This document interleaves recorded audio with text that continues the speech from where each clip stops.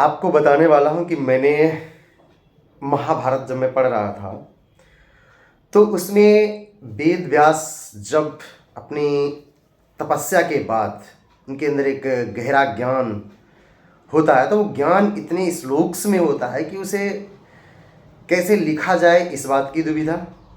और सोचा जाता है कि इतना बड़ा, इतने सारे श्लोक्स, इतना बड़ा ज्ञान कोई पढ़ेगा इस बात को, समझेगा इस बात को कि नहीं, इस बात की भी दुविधा वेद व्यास के अंदर थी। तो वो लिखना नहीं चाह रहे थे।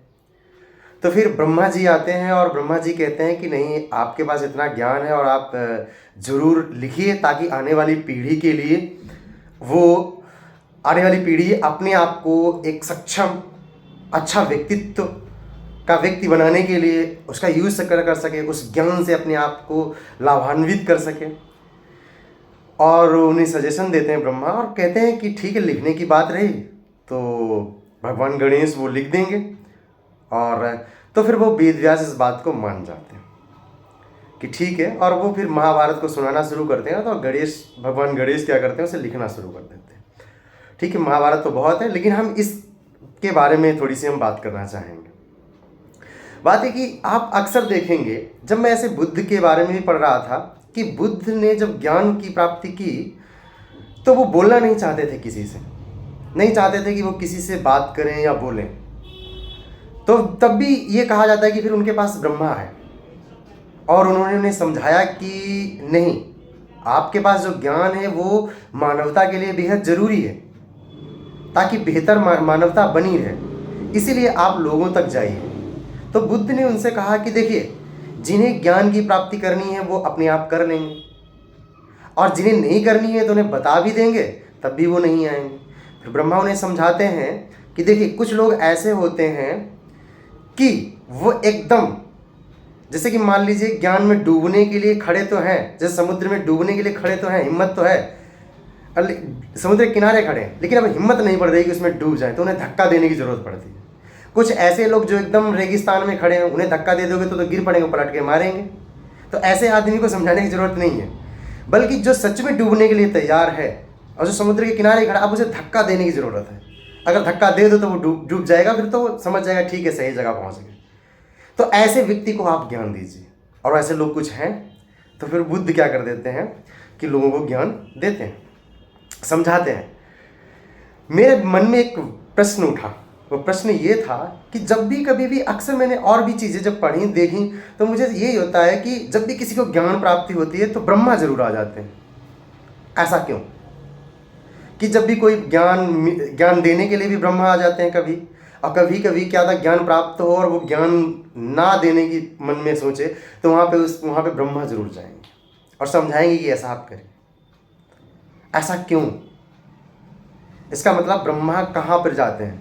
सबसे पहले तो यही समझ में आता है कि ब्रह्मा तभी आते हैं जब हमारे पास ज्ञान होता है।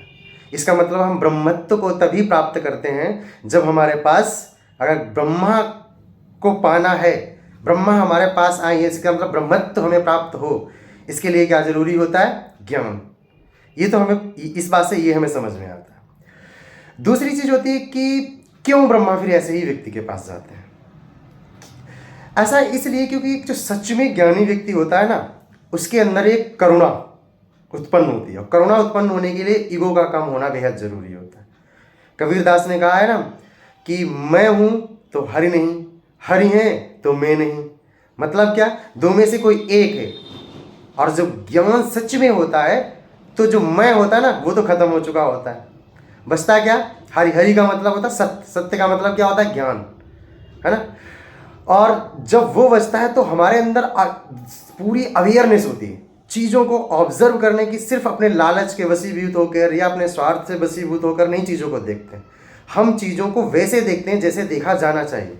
फिर जो समस्याएं हैं दुनिया की, उन पे हमारी नजरें जाती हैं, और फिर हमारे अंदर उत्पन्न होती है करुणा। और जब करुणा उत्पन्न होती है तो करुणा हमें बैठने नहीं देगी, कुछ न कुछ क्या होता है, करने के लिए हमें विवश करेगी। और करना क्या?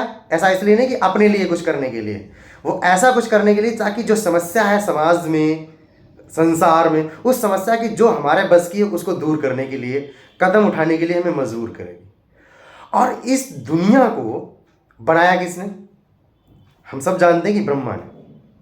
और इस दुनिया को बनाया ब्रह्मा ने।